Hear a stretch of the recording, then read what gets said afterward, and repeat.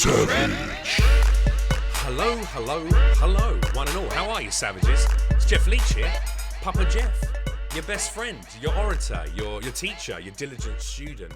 A guy just presenting some ideas to you that maybe you go, oh yeah, that's a good point. Yeah, I never really looked at it that way. Or maybe just a lovable twat in a shirt that has no sleeves. I'm all of the above. Thank you very much for joining me for another episode. I think we're on episode 109 now of the Savage Snowflake podcast. Kicking it off, and the support since this coronavirus. I mean, I'm not going to lie to you.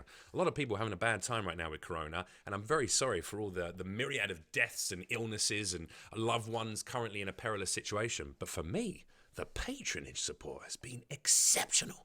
So I got to say thank you for that. Thanks for making something very miserable into something quite happy. In fact, I'm going to kick off by just saying a very quick thank you to all of these wonderful new patrons: Darth Playdar, Anna Sadler, Melanie Spatola, Savannah Marie, Anna Fatlowitz, Alexandra Walters, Matt Aronson, Decodic, Lady JD, Damone Motton, Patrick Douglas, Miller Gendraff, Captain Cleanup, Peter Jagged, Chad Lawrence, Sigaro, Margerson, Myrtle, Cassie, Hartwig, and of course Seth Thompson. Jeez Louise. And big shout out especially to Dan Lloyd and Siggy Riggy, the $50 patrons a month. I appreciate you very much indeed. Good to have you guys on board. Thank you very much as well to our sponsor, CB Deeper, continuing to support the podcast even in this time of need.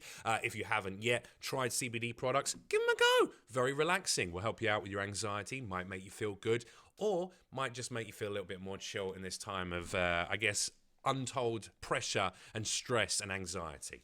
Check them out, cbdeeper.com. They got a whole load of different products over there, including these wonderful vape cartridges. Now, I know what you're wondering. Are they safe? Because I heard some things about vapes.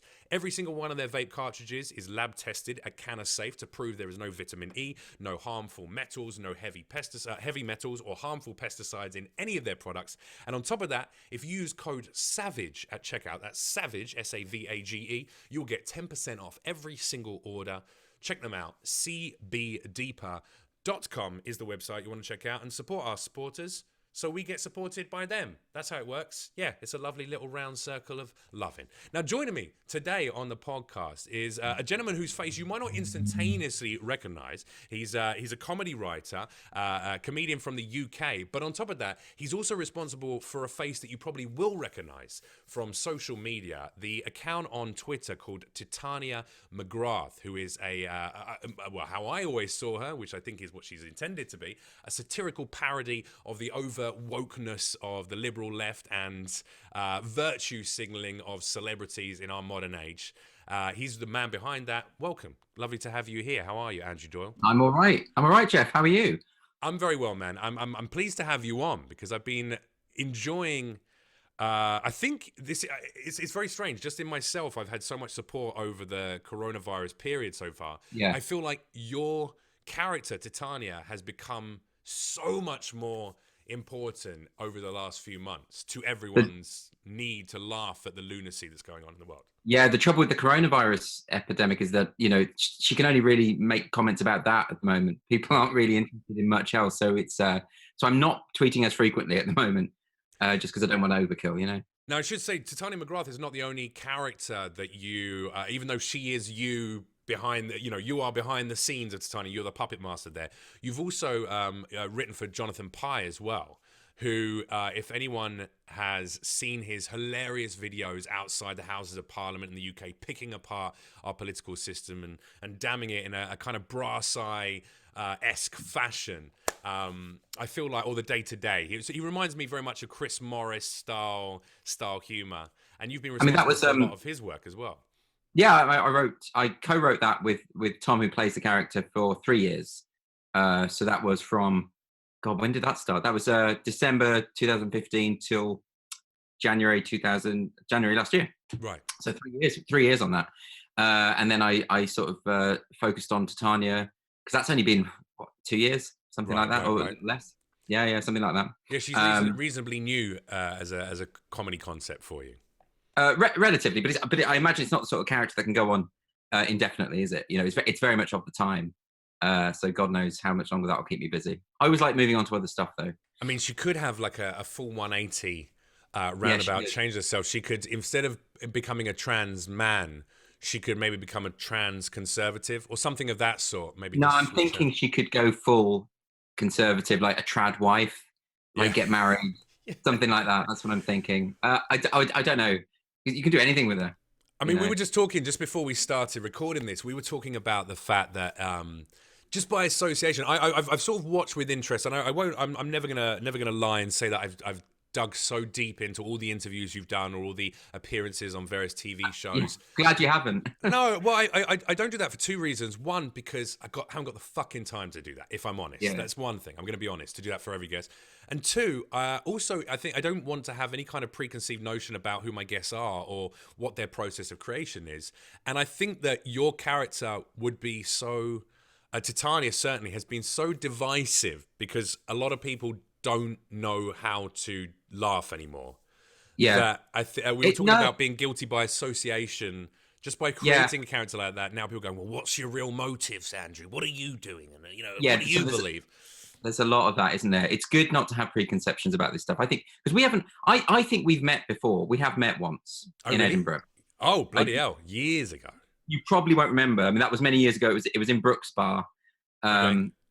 If that rings any bells. I remember Brooks Bar above the Gilded Balloon. Yeah, exactly. That was the good spot to be there. Who do we meet through? Can't remember.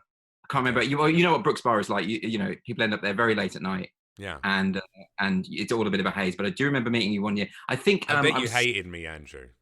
No, I don't. It was so brief. I didn't have the time to develop the necessary hatred. I have So, you know, didn't have the time invested to really loathe me, as everyone should. Exactly. That's the benefit of short, sharp meetings. I'm always nervous when I meet people who knew me from my start into comedy back in the UK, especially because I think that for every, let me make a modest, hopefully accurate guess, but I'd say for every 2 or 3 people who thought I was nice and charming and funny and engaging, especially if you met me at Brooks Bar late at night drunk back when I was drinking, there would, at least for every 3 who liked me, there would be at least 1 or 2 people who thought I was a dick. Yeah, but I've been thinking about this a lot lately. I'm really getting the impression that most of the antagonism between people, most of the animosity we feel for people is virtually always down to misunderstanding. Absolutely. And I think I've noticed that a lot. Like you say, the whole Titania McGrath thing has been so divisive, and so a lot of people have sort of decided things about me that are not true, and they just sort of decide them and then make their statements online, and that's fine. They're free to fantasize as much as they want. But what are some of the things that they're what are some of these assumptions they're making? The assumption, a lot of them are to do with my politics. So I get a lot of assumptions about. Well, firstly, when the news broke that I was Titania McGrath, there was a lot of anger about me being this straight white male. So there was this perception that I was heterosexual, which was an interesting one. And then that I was a Tory. That was another one, Conservative Party, who I've never ever voted for or supported. So all of there was another implication that I was from a private school posh background, which I'm absolutely not. So all of these things were just assumed. You have a lovely RP accent, though. You do sound educated. You're educated. So I'm asking for it, really. And you look pretty straight. Like you look like you're craving an exceptional amount of vagina right now. I'm gonna say.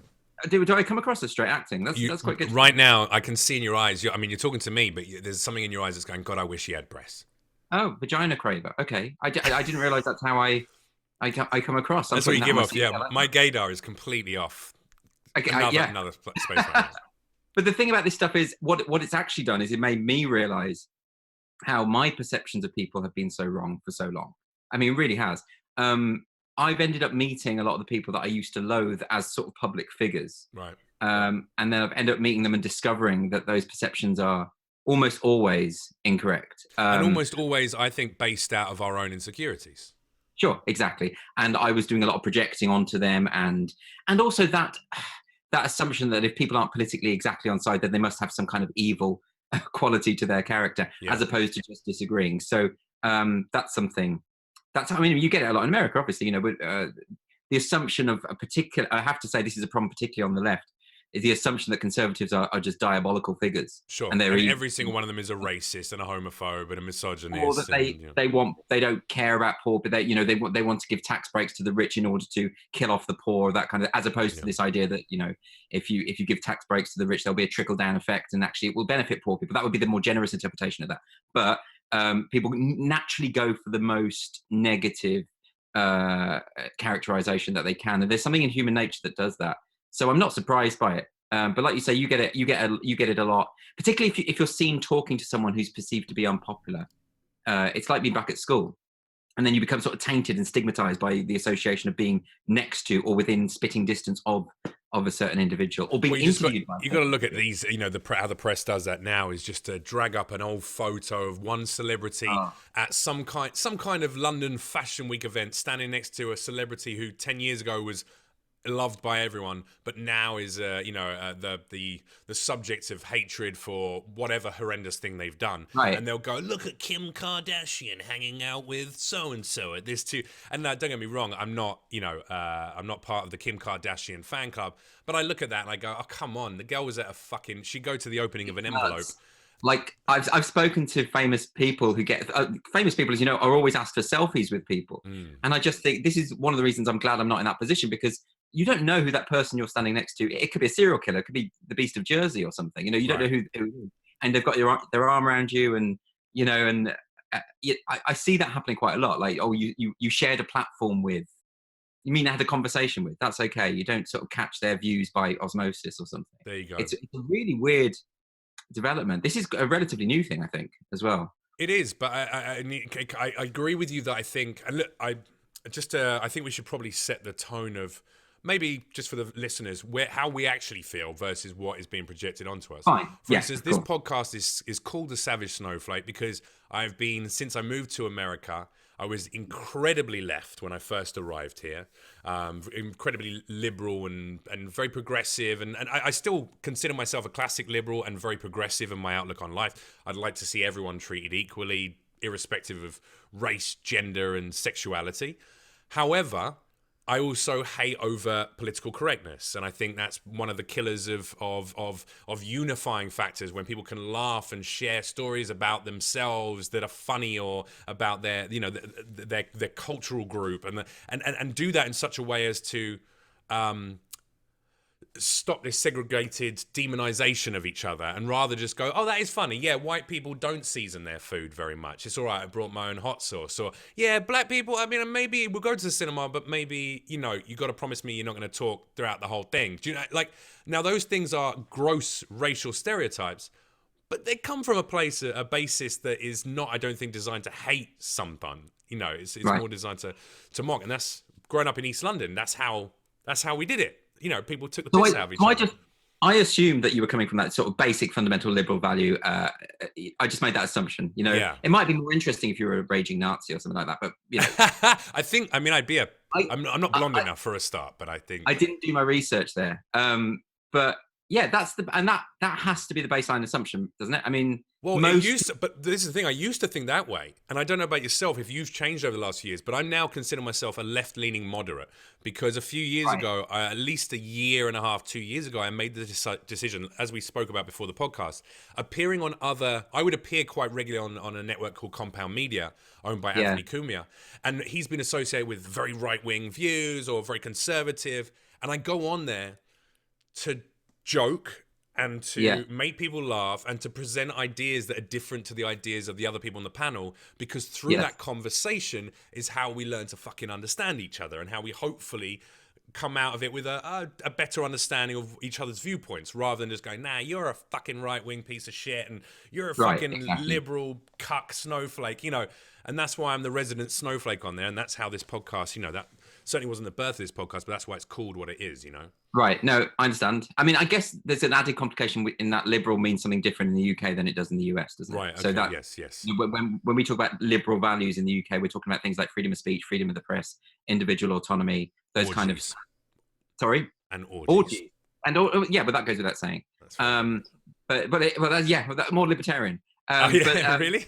Well, that'd be orgies by individual houses. Like you can't have an libertarians orgy. I know really like orgies and white. No national orgies, just individual postcode orgies. Am I right in thinking that in America, when you say liberal, what you really mean is sort of left-leaning or Democrat, or Yeah, is it certainly. what Left kind of? leaning means it's almost. I think liberalism has become bastardized. All of these terms have become bastardized, and that's the Sure. worry. Is now when, like you say, when I used to say I'm a liberal, it just means that I want to see people treated equally and fairly, and I'm all for progressive thought. And now it's like, no, it means you fucking hate conservatives, Well, and it means basically, most people, the vast majority of people, believe in equality and treating people fairly. They just have different ideas about what's best for society. That's what it boils down to. So you could eliminate all of this mudslinging and Twitter scrapping that goes on if people just assume the best intentions of the people they were talking to. That it would be so simple. It is really that simple. I wonder if since you started doing the Titania McGrath character, have you had to, and also Jonathan Pye, actually, I mean, he's so deeply entrenched in the world of politics. I mean, that's literally what the character is. Yeah.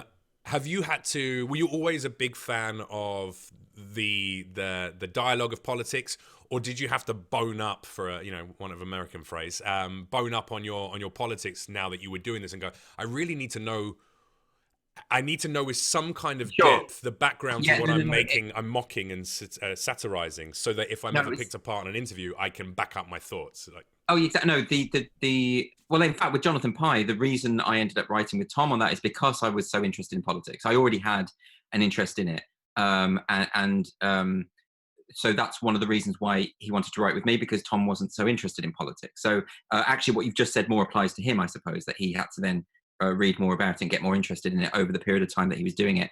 And it was already an interest for me. And then the Titania thing's more about culture, isn't it? It's more like about the what they call the culture war, whatever that is, So it's just a different target.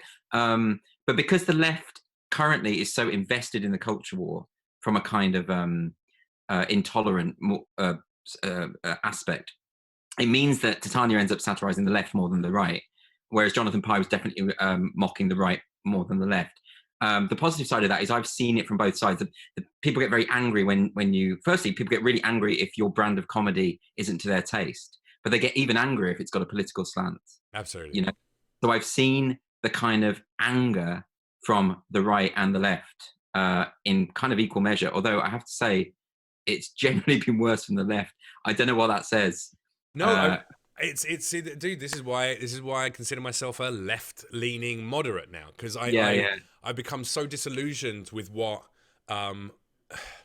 used to be overt democratic thought process has now become so bastardized. Like, Antifa and these kind of organizations. So, I mean, that sort of thing's the real extreme, but there's a general, from quite mainstream leftist figures, there's a general viciousness about the way they speak to their political opponents, which is something that I think there's a real problem with the left, because that ensures that we keep losing. That's what that does. Yeah. So, like, I mean, if when Boris Johnson was diagnosed with coronavirus last week, the level of venom from otherwise normal left-leaning people talking about how they hope he dies and how great, and gloating about this thing, and you point to that and you think, look, people on the right can now point at that and say with some justification, you don't have the moral high ground here.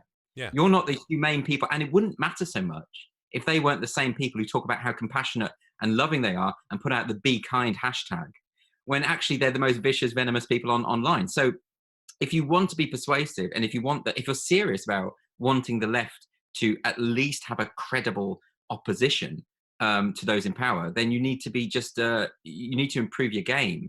I mean, identity politics and the woke movement has made the left in the UK virtually unelectable. That's what it's done because of its viciousness. That's the same in America. I mean, right. Like the only person, or the only figurehead, I guess, of that kind of very progressive school of thought would be someone like Bernie Sanders, and even Bernie is. I like a lot of his policies. Unfortunately, he's so unelectable because Americans just see him. He's a socialist to Americans, which he's not. He doesn't believe in socialism, but they think he's a communist. They think he's a socialist. He's certainly the more socialistic of the candidates. He's certainly more to the left than the other candidates, and he has dabbled in the woke stuff.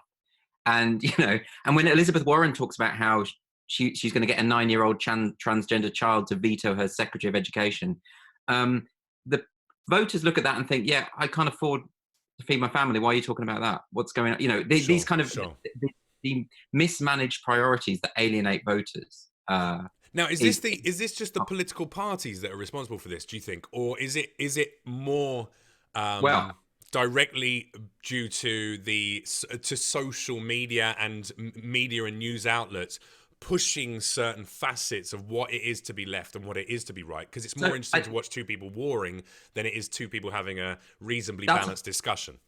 That's a very good point, but that's always been the case. I mean, politics has always been about conflict to a degree. What I think this is, I mean, if you look at like Nye Bevin, he described the Conservatives as worse than vermin back in the day. So this is something that has always been there, and there has always been this ad hominem approach to politics, which has never been effective, by the way.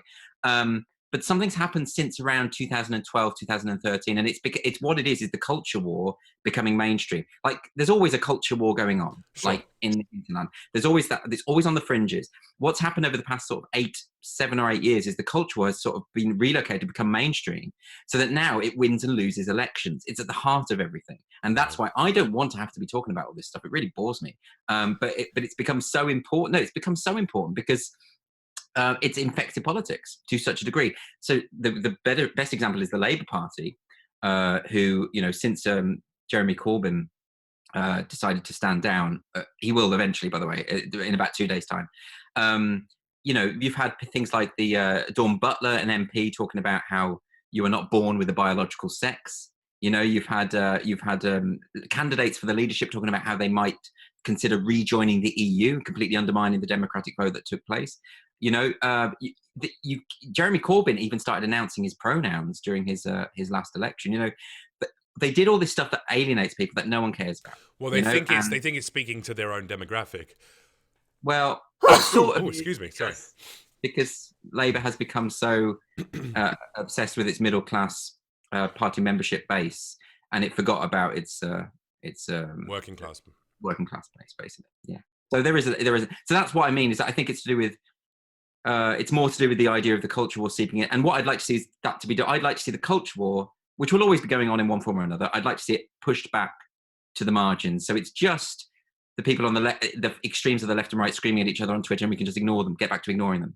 Right. But we can't do that when the mainstream parties and candidates and politicians are deeply invested in it. We can't do it when HR departments around the country are bullying their staff in terms of what they can and cannot say. We can't do it when the police are investigating and arresting people for what they say. All of this stuff, it means that it does have a major impact on our life, and it shouldn't. The culture war should be on the periphery.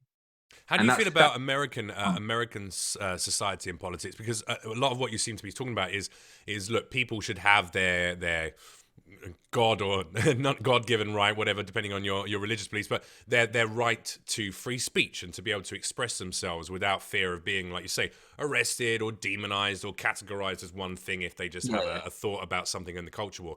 Do you see that? I mean, America has always been a huge proponent of being American is freedom to freedom of speech. That's what sets America apart from every other country in the world. We've always supported that, which doesn't seem to be something that exists anymore in this country. But do you really? like the American model? Well, I mean, people are doing it, but it doesn't seem to make a difference in terms of the vitriol. I mean, people lose their jobs over things they say. They lose their livelihoods, and I'm saying on both sides of the camp there. That's because of the cancel culture. So it's a kind of mob pressure. I mean, obviously, in any capitalist society, any company is going to respond to negative public pressure if they feel they're going to lose money. So that's why cancel culture works. But you do. So that's the negative side. But on the plus side, you do have the First Amendment, and we have absolutely. We've got an unwritten constitution. We don't have anything like that here. So you do have that protection. That said, there are now rumblings in America. There are groups in America who have openly advocated for the idea of the First Amendment to be amended.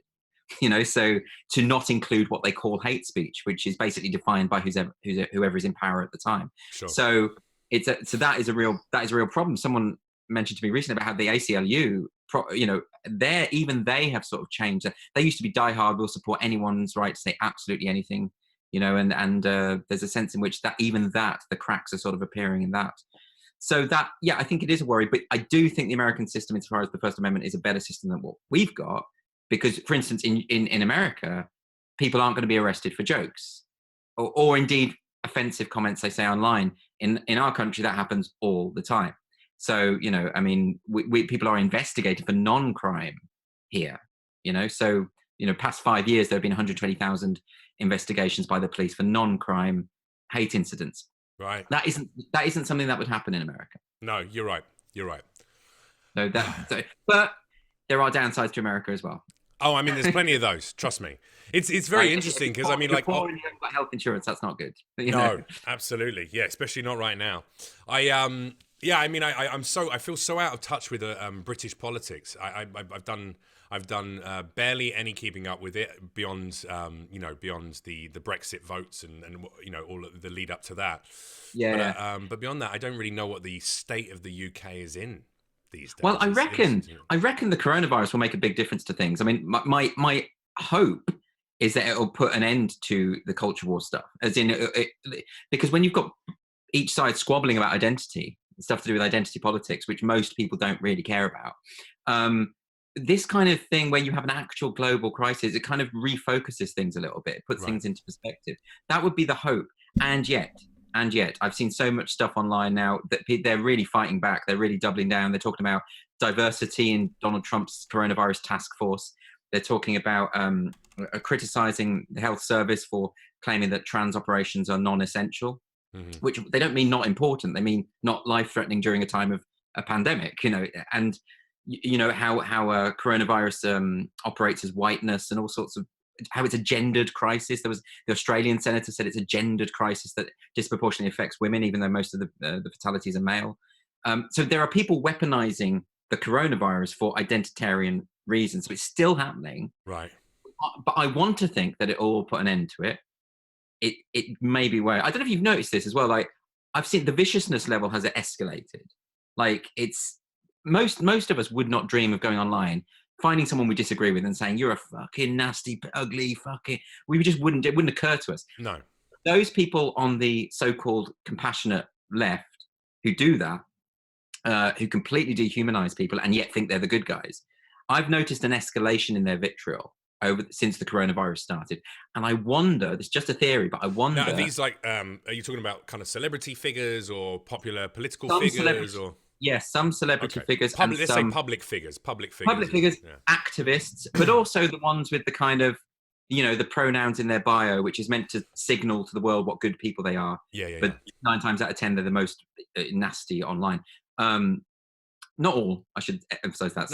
Sure. For the majority. So I've noticed this, and I wonder whether it's because they're sensing that their movement is over, as they're sensing that no one cares about you bleating about LGBTQIA plus issues, whether there should be an extra Q in there, no one cares whether there should be extra stripes. Right now, they're more worried about whether or not grandma's going to fucking make it through the summer. Right, exactly. If you take the example of the gay rainbow flag, when Philadelphia Pride in 2017 added a black and brown stripe to the rainbow gay flag, and they did that because they said it wasn't sufficiently racially inclusive.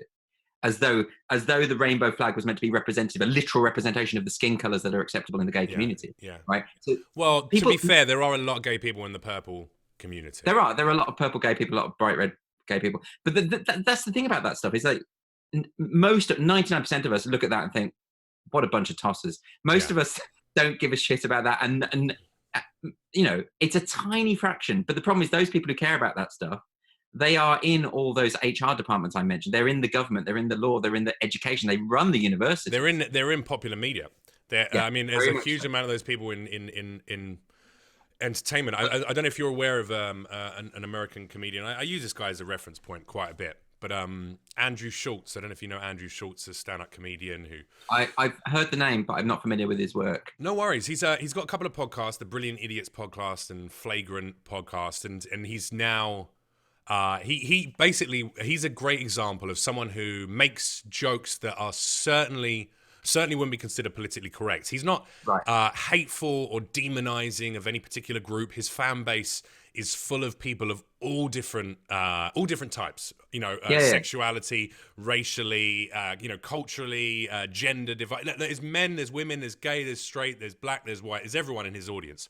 But he will shit on anyone for the sake of a good joke. He will make jokes about everyone and every facet of every person's existence.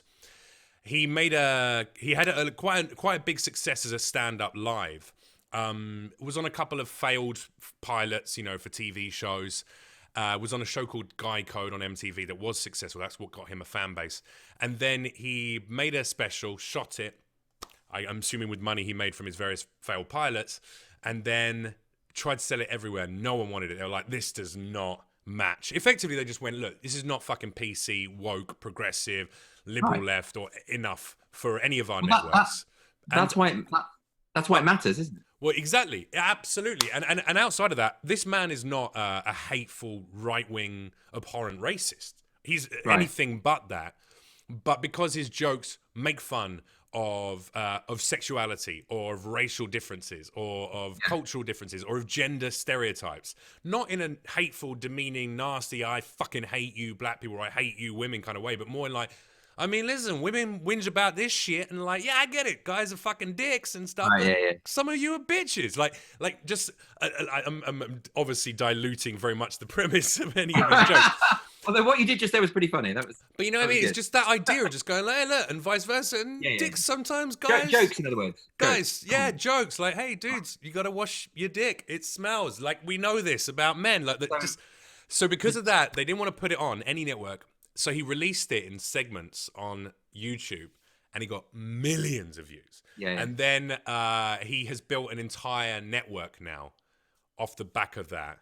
And has wildly successful podcasts. He's been on Joe Rogan a number of times. He's in with all those guys now. He's very desired by everyone. Well, because artists can circumvent the old gatekeepers now. That's the thing. So, but I reckon that will change, because within the arts, as you say, like it's massively taken over the arts and TV commissioners and that kind of thing. But, the new generation that's coming up, the youngest people, they're sick of it all. So, something might shift eventually, probably will, and maybe. So is it millennials? Is it people? I'm assuming we're roughly the same age. I'm 36, so. No, I'm older than you. So I'm 41. So I'm just into Generation X. Gen and X, you're a millennial. And is it our fault? Is it millennials' fault? Are we the people that are currently making those decisions that are? Because it's always been a minority of any generation. I think most of the real kind of sensorial stuff I've seen has come from my generation. And most academics are more in my kind of generation. But so when we talk about millennials, and that it doesn't make any sense because millennials are pretty old now. Like when you talk about generation Z, whoa, easy, Andrew, easy. Well, come on. I got a playing age of 28, all right? That's in America. Generation Z, what we would say, Generation Z in America. And they're the ones who are reacting very vocally against this kind of overt wokeness or wokeness or whatever. Yeah. So I think, it's always going to die a natural death anyway, because it never has the majority support, right? It's just surviving at the moment because the people in power are capitulating to it. And if, maybe, this is like I say, my hope is that faced with actual problems like the coronavirus, people will stop capitulating. It was never the problem of people complaining. It was the capitulation that was the problem. It's like when the what was it, Evergreen University, when all the students rounded on a professor and bullied him and shouted at him and all the rest of it. What the university authorities should have said is, okay, if you did that, you have to leave. You can't be a part of this university. That's not acceptable behavior. But they didn't. They capitulated to that behavior. Mm-hmm. So but that might stop now, and people might start to understand what actual hardship means. What because they throw that word oppression around an awful lot, but very few of us are oppressed in any meaningful sense. Absolutely. There is prejudice. And there is discrimination, and there is homophobia and racism and sexism, and no one is denying that. No one is denying that, and no one is suggesting that's a good thing either. Well, some are, but they're dicks on the fringes. Well, actually, I'm gonna play devil's advocate 1 second. Go for it. Small number of people are denying that, especially in America. This is, I started dating, a woman of color about just over a year ago. And it's really since I've started to be in a relationship in this country with a woman of color. I've dated black girls in England, but I've really started to see how in America, there are people who walk around just going in this country say, racism doesn't exist. That's all made up. But it's because of a lack of education. They are poorly educated. It's palpably absurd, for one thing. I know. Particularly in America, with based on the history of America. But that's the point. They're not taught their own history. Their own Okay, history okay. is denied to them, so they're uneducated and they're But probably living in. that's a distinction. I don't think I couldn't think of anyone in the UK who is saying racism doesn't exist. Yeah. I couldn't think of anyone.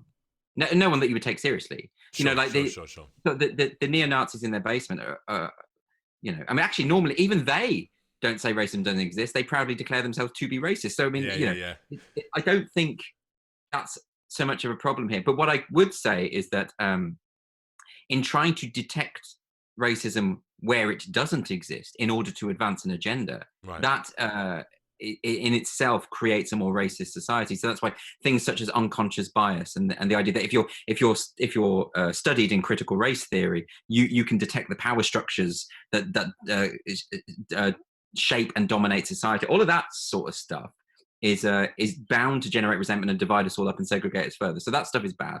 The standard liberal approach to this stuff is tackle racism when it exists, not where you imagine it to be, right? And that's something that I think we could do a lot more of.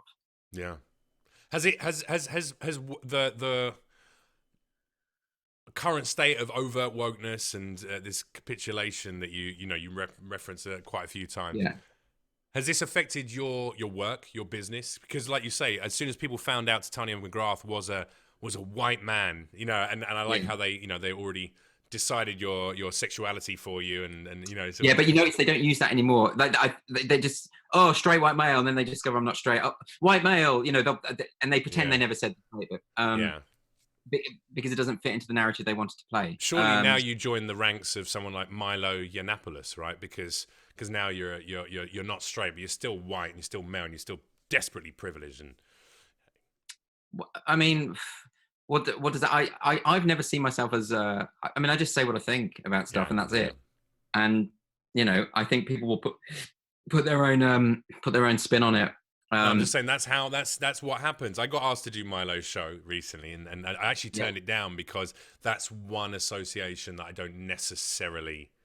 don't think I could ever appear on something that he does and convince him of any of my left-leaning ideologies. I don't think has any desire to explore those. No, but by his own admission, he's a provocateur and narcissist, and so his priority isn't sitting down and having a sensible conversation that you can get anywhere with.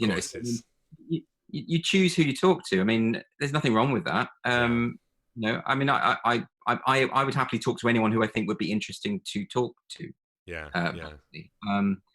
So yeah, I just think as soon as people find out that you're not a straight man, it's very easy to go, okay, well, sure, you might be gay, but then you're still this, you're still that. It's this application of certain labels because of the comedy you create. Right, exactly. Whereas if they looked at any of your other work prior to that, for instance, the Jonathan Pye, a body of work, they go, hang on a sec, this is so at such odds and such the opposite side of politics. It's sort of inconvenient, isn't it? Yeah, well, like I say, people have their prejudices, and they enjoy their prejudices, and they don't like to see them shaken or challenged. So, is there anything you hate about the creation of Titania? Is there anything you go, all right, well, I wish I could have done that differently from its inception, or I now just hate this element of the job? Because it is also a job, it is also a creative job that you're undertaking there. I think I would have liked not to have been exposed, if at all possible. So I was outed. I didn't out myself. I was outed. In more ways than one, it sounds like. Yeah, exactly. There was something fun about doing a character where people didn't know who was behind it. There was something quite interesting about it. How did that come out, actually? Who spilled the beans? It was a combination. Well, so firstly, there's a journalist called Rosamund Irwin who works for the, I'm going to get this wrong, aren't I? I think she works for the Sunday Times, and she she'd done an investigation. She'd read a lot of my political articles, and she'd read an advanced copy of the book by Titania McGrath, and she worked out that there were some quotations that were similar or that crossed over, right? I was using the identical sources, not much, but just a few times. And so she'd gone through all this. She'd phoned friends of mine to try and ask. Honestly, she'd really gone to town, like proper investigative journalism. It was really good. And then she emailed Does me she have saying, pronouns in her Twitter description? Out of interest. I don't know. But I don't know where her politics comes from. Actually, I haven't really Yeah. looked into that. But either way, whatever her politics are, it's a pretty decent job that she did. And then she speculated. She wrote an article saying she thought it was either me or someone else called Lisa Graves, who was a friend of mine, who's also a writer and comedian or satirical writer. And but then Chortle, you know, Chortle is the UK comedy industry website run by Steve Bennett, and he somehow found a sort of the smoking gun. He found a book fair, a catalogue from a book fair in Frankfurt, where someone from my publisher had inadvertently put my name next to the book. So it was a mistake in-house in the publishing house, and he found it. And I don't know how he found it, but he found the smoking gun. So Rosamund Owen had sort of done all the groundwork and done a really great job. And then investigative journalism.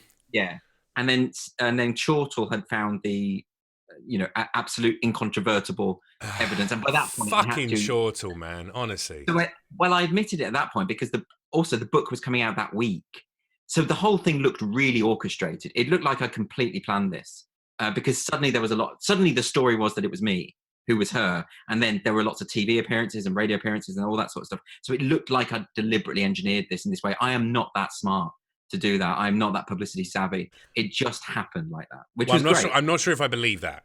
However, I do believe you have that business acumen. I do believe you are smart enough to have come up with that concept. But I believe you if you say you didn't orchestrate that way. I honestly don't have very good business sense. I also think, look, it's like the Twitter account for God. I'm still not, maybe it has been outed who actually runs that, but I don't know who does it. And they've kept that very secretive. And I actually think, like you say, there's something wonderful about complete anonymity. And it's good, isn't it? I like it. How do you build, I think this is more from a technical business acumen side of things. How do you build an account like that when you are keeping it completely anonymous? You're not saying, hey guys, go and check out this funny thing that I'm doing right now over on this other account, and blah, blah, blah. How do you build that up? Sensationalist tweeting at celebrities, or no, because I wasn't trying to make it popular. I was literally just doing it for myself to ridicule. If you're gonna satirize this kind of person who goes online and spends their whole life on Twitter, stirring up stuff in the culture wars and interpreting everyone in the worst possible way and being really intolerant but calling themselves compassionate and judging everyone. The way to satirize that is through Twitter. Twitter isn't a natural home for me. It's not something that I would naturally gravitate towards. But with her, it had to be through the forum that they use. So I was doing it for myself, for my own entertainment, for my own satisfaction. I wasn't trying to build followers. It happened just by accident. As in, I was obviously producing something that people wanted to read. So I always think this is the best thing to do, like in terms of comedy, in terms of any artistic endeavor, is do whatever you want to do. And any kind of commercial success that comes about is always it's going to be an element of talent and ability, but largely it's going to be luck and in terms of the timing of what you do. But trying to anticipate the zeitgeist and build up success, I don't think generally works, because we always get that wrong. So I agree with you that I think if you try and craft it too perfectly, then it tends to fall by the wayside. It needs to come from a place of, almost not flippant, but a very almost a calmer, more human approach, if for want of a better phrase. Even though you just do, I did it because I wanted to do it, and because I found it was entertaining me, and it was a way to express my dissatisfaction with that particular movement. Now, would you say she's actually been, though? It's been a good, even though it wasn't necessarily intended as that in its inception. Has Titania McGrath been a boon to your career, or has she been a nightmare to deal with? There are pros and cons, aren't there? I mean, I don't know what because obviously she's not the only thing that I write, and she's not the only avenue that I have in terms of the stuff I produce. But certainly, because I was offered a book deal, two book deals. I've just finished a second book. Congratulations. Oh, thank you. And then the tour and stuff like that. So then it does become a source of income as well. But of course, I'm a writer. I'm a comic and writer, so that makes sense. Well, you have an actress now playing the character Yeah, Titania, correct? exactly. Which So were you going to preview that at Edinburgh this year? so we did it in Edinburgh last year. Sorry, and my then apologies. I got my timelines.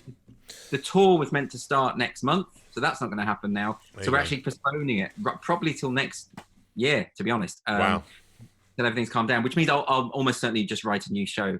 But I think if the character's still up and running, I mean, I think she'll have to develop. But I think that is a form of development, isn't it? Like making her alive is a way to keep it more interesting to me. Like I don't want to just keep it on Twitter. I mean, look at someone, and I know this is a very different kind of character, but something like Keith Lemon, you know, Lee Francis, Keith Lemon as a character. I know most of my American viewers who are tuned in now won't have ever heard of Keith Lemon, but he's a very successful TV host character back in the UK, who is created by an comedy actor called Lee Francis. But that is really, he started that as just a way to meet celebrities. He's like, I love celebrities, I love celebrity culture, I want to be friends with famous people. Why? And I'm kind of a fucking crazy super fan of all these people. Let me make that a character so I can do these things that I want to do, like sniff Kylie's panties and then just go, hey, it's me, Keith Lemon, I don't know what I'm doing. You know, that's the point, isn't it? That you end up just do what you want to do, and then sometimes something hits. But he's now become, that character has become something where he now is a celebrity. He now is able to make those, people want to know him.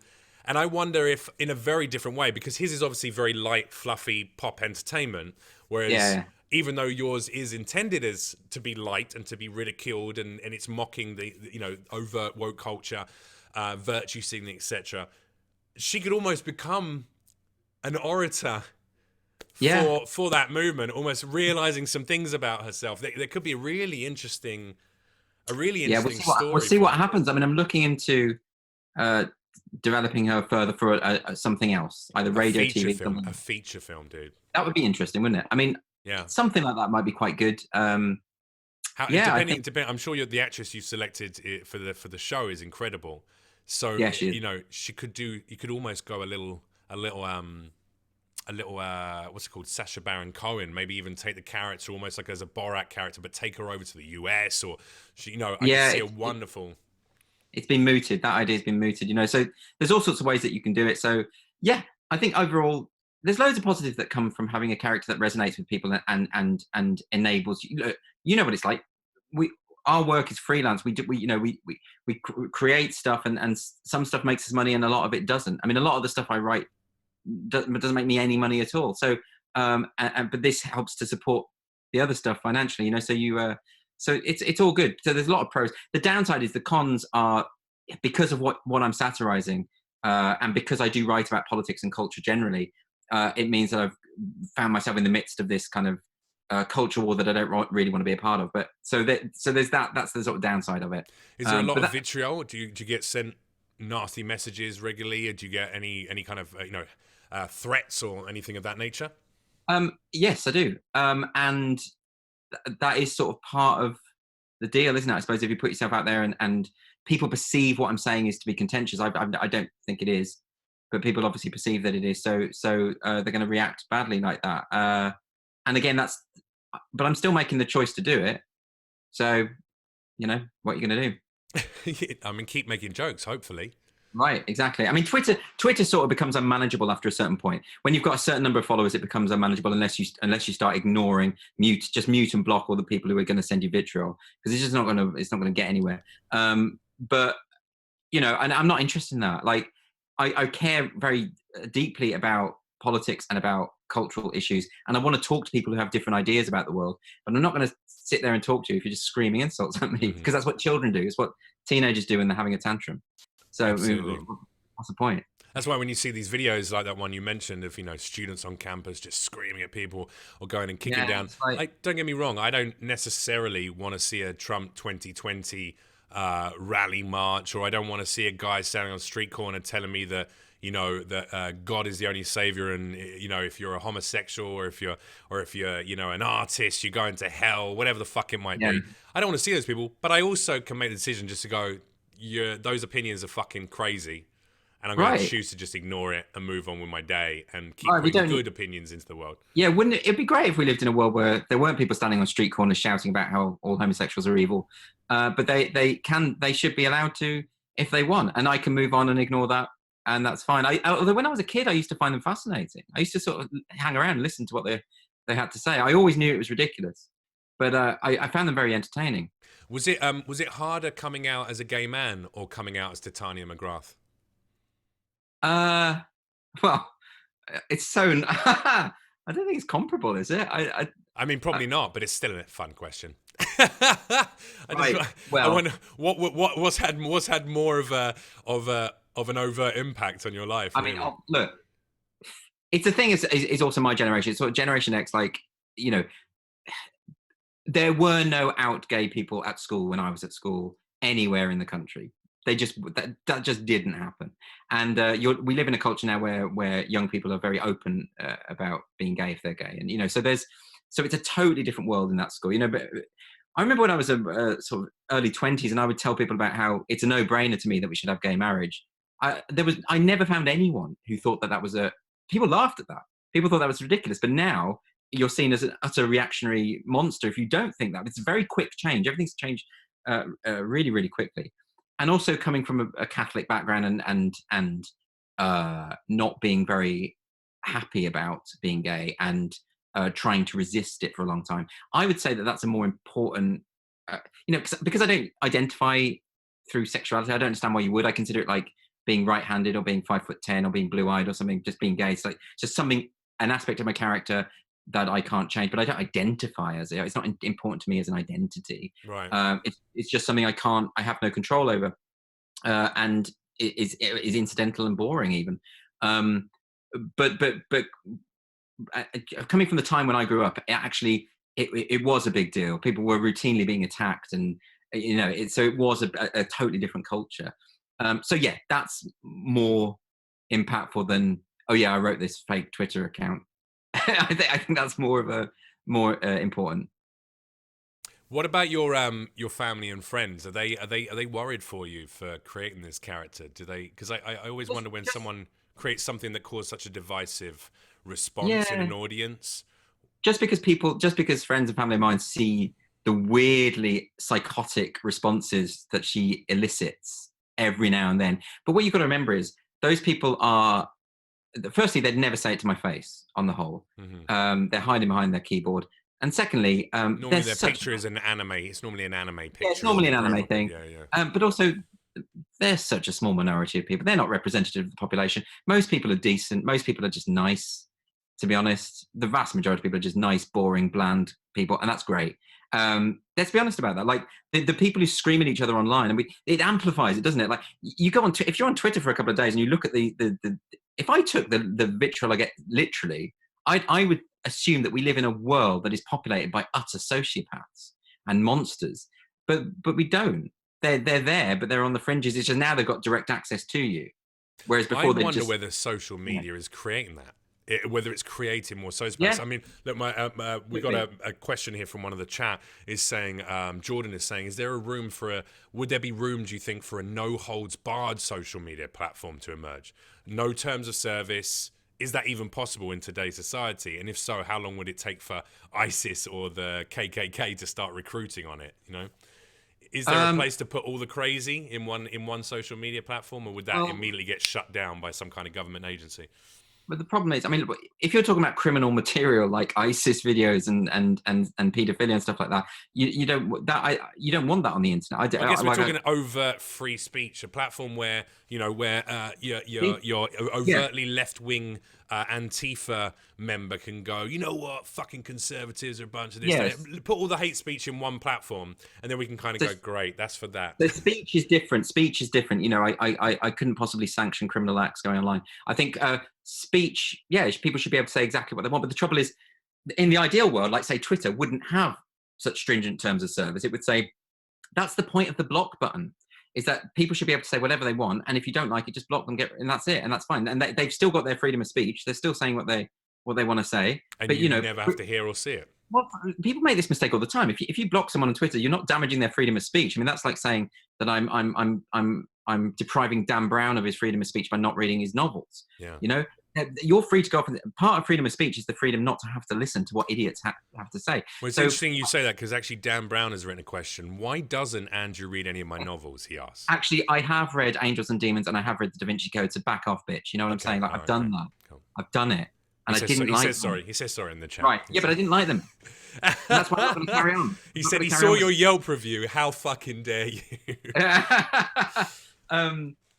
Oh God, he's so expositional. Anyway, so look, so ideally, like when you have these sort of arbitrary terms of service that the internet providers have, Sure. it means that it ends up becoming politicized invariably.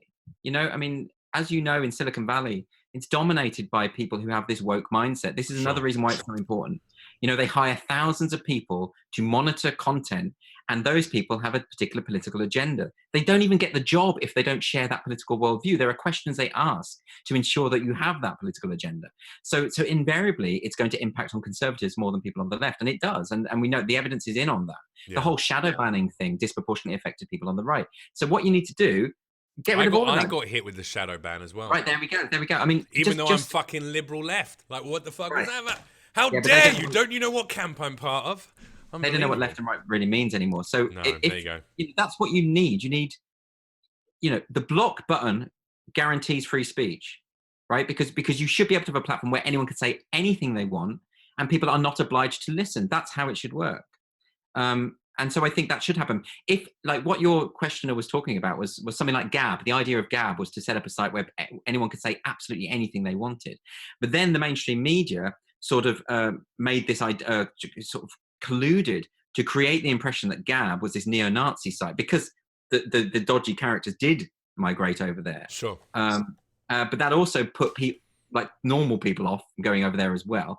So then it does become polarized. And, you know, I would love to see some kind of Bill of Rights or something, which means that these Silicon Valley tech giants have a freedom of speech responsibility, have some kind of, you know, you can't claim to be a platform and yet whenever you're sued for what appears on your platform, say, well, no, we're not publishers.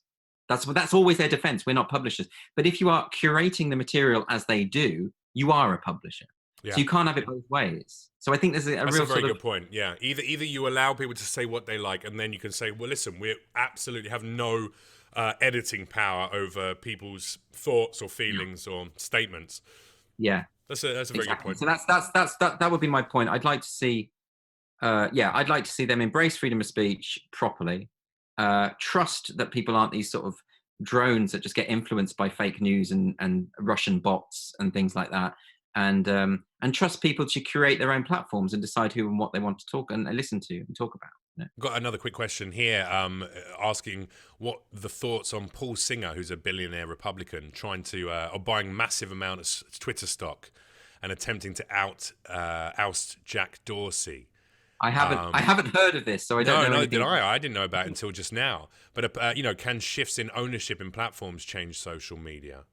I mean, absolutely. That's like saying, does Murdoch have any say over what appears in his various media publications? Yeah, absolutely. That's the problem. Is that who's ever running the corporation, if they impose their own political worldview onto their terms of service, then it's going to be a skewed platform, and it's not going to be full free speech, and that could be to the left or the right. I mean, there's a part that you get this. You've got very hyper partisan news programming in the US, and that's because of the people who own the channels. It's that simple. So I'd like to think that we can just let everyone speak and have their views and have the battle of ideas out in public.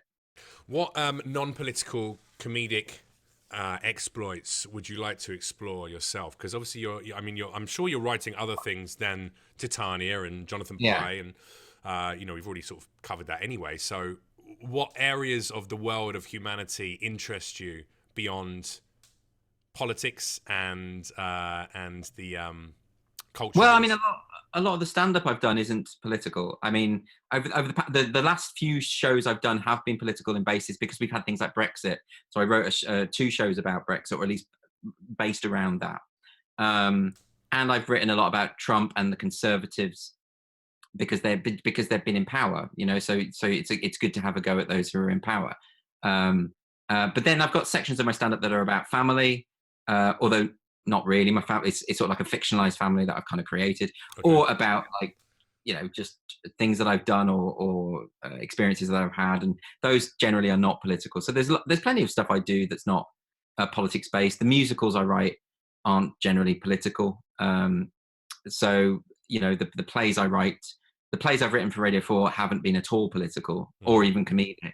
So I've got sort of various outlets. I deal with the politics through the satire I do, but also through the articles I write for Spike magazine, which is a political magazine. So I've got that outlet. I don't need everything to be politics. I'd drive myself insane if I was just doing that. There's always room for a good knob gag. That's what I think. Right. That's what I was going to say. What was the Carlin? I mean, look, George, down to that level. No, I mean, well, hey, listen, it wasn't even me. It was George Carlin, I think. He said, Carlin, who obviously had a huge amount to say about politics and about, culture wars and societal butting of heads. He always had an opinion, often, slightly askew from everyone else's, which was wonderful, or actually very moderate maybe in its outlook, but like you say, mock anyone who's in power, mock anyone who's got a loud voice, and let's pick the feelings apart. But he said, I think I don't want to fuck up the quote, but effectively, you don't have to be clever to laugh at a dick joke, but you have to be a fucking idiot not to, or something to that. Okay. And it's true. I mean, there's always room. Every now and then we need to just laugh about, the more simpler elements of human existence. Yeah, of course. So I mean, that's when I've done stand up in the past. I've got set pieces that are not political. Although I've been doing less stand up of late, and what with the virus, probably none at all for the foreseeable. Yeah, absolutely. At least not until the end of June or so. That's what's happened to my calendar. So, right. I feel like, we're at the end of our hour, Andrew, unfortunately. Wow. But I actually feel like there's so much more I wish I could have talked to you about. Now that we've got the Titania McGrath out of the way.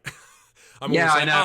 Now I want to get into the other shit. But I know that a lot of the listeners would love, would have hated me if I hadn't discussed your latest comedy creation or comedy character with you. It's because people ask me about it a lot. And I did an interview recently, and I said to them before, do you mind if we just don't talk about it? Can we just talk about the things? And they said, yeah, but all these people have bought tickets to hear you. It was a live interview. He said, all these people have bought tickets to hear you talk about it. So to be fair, I certainly don't begrudge. I don't mind talking about it. But if you want to talk about other things, origami, whatever, then I'm up for that. Anything I know something. I definitely. Well, I was either going to say we can extend the conversation now, or if you haven't got anywhere to be, or if you do need to shoot off, which you're looking at your clock, which suggests to me you might need to go to another thing. Well, two reasons. Because I've got this new Apple Watch that talks to me every now and then, so I was just making sure it's not going to say. Hurry the fuck up, Andrew. That's what it's saying. But it really annoys me actually.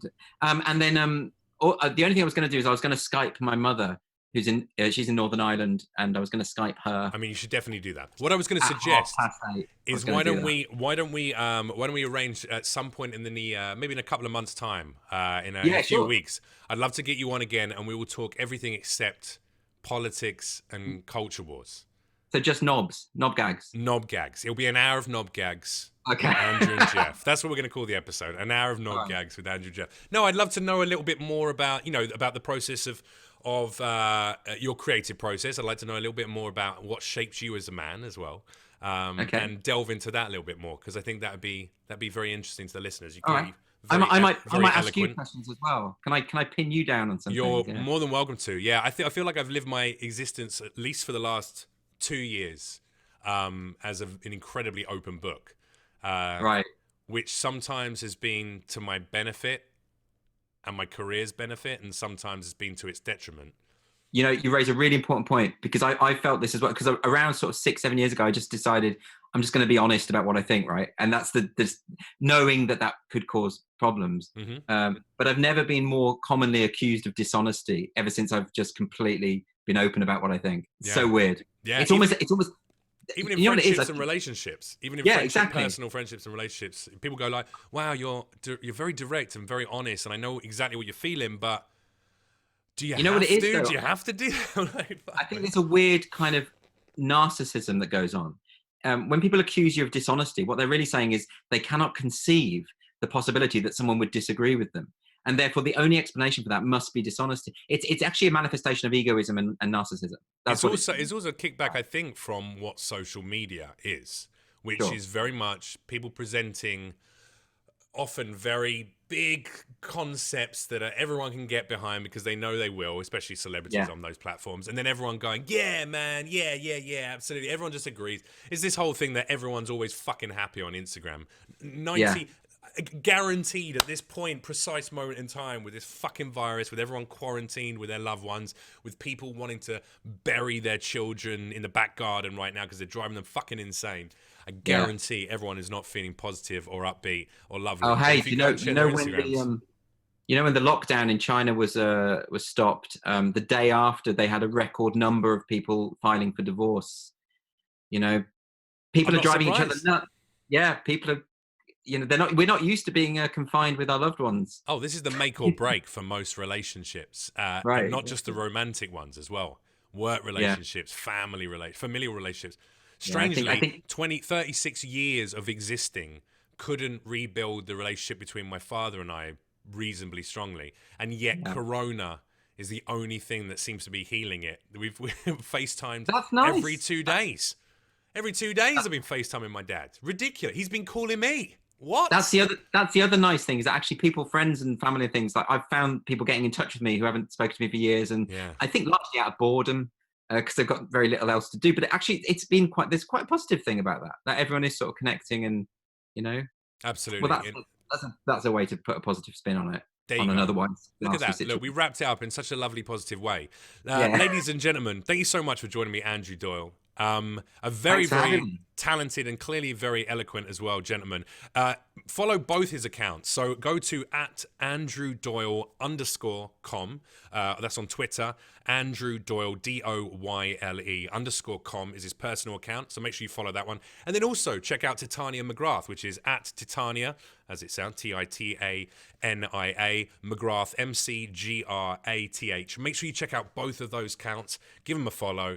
See what he's up to, and then when he eventually gets back on the road and that show goes back on the road, make sure you go and see it and watch this epic takedown of overt wokeness and the absolute fallacy that everyone is as positive as they profess to be, which they're not.